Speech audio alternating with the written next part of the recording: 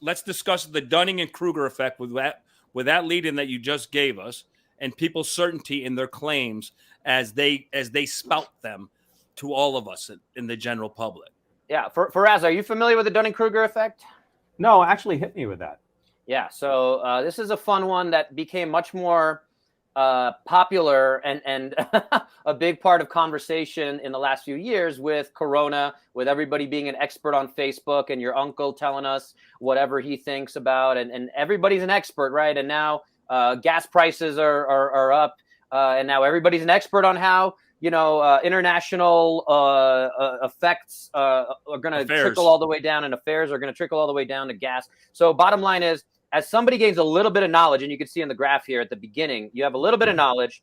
That's when you're at your peak of confidence. And this is why we talk about one of our big takeaways when it comes to research is the more confident somebody is, the less likely they truly understand the issue at hand. So the more they're saying, oh, it's clear that, again, the war over in Ukraine is causing gas prices to go up and it's all Biden's fault or whatever. And I don't want to make this political by any means.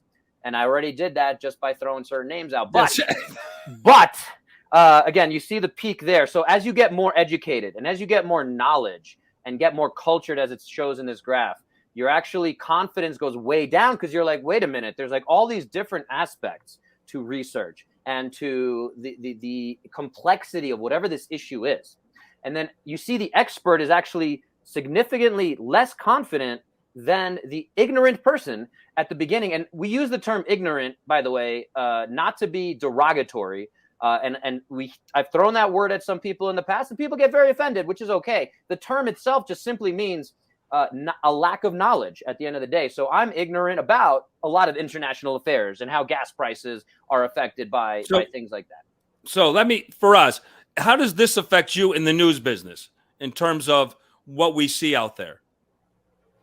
So Corona, this is actually interesting because, when we find experts to talk about a particular topic, and this is something I don't know if I'll overlap from what we did last week, is this is where our challenge lies. Because once again, with that short time frame that we have to find an expert.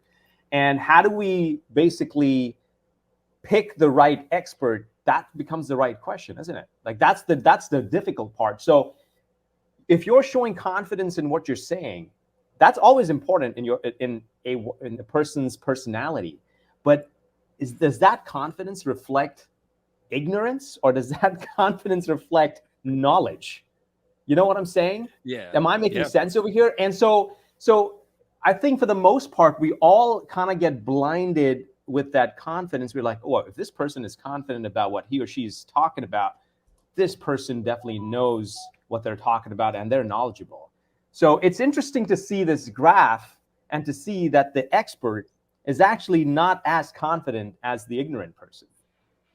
It's truly, truly, truly interesting. And it kind of rolls us with all this background that we just talked about. It rolls us into your favorite topic there for us.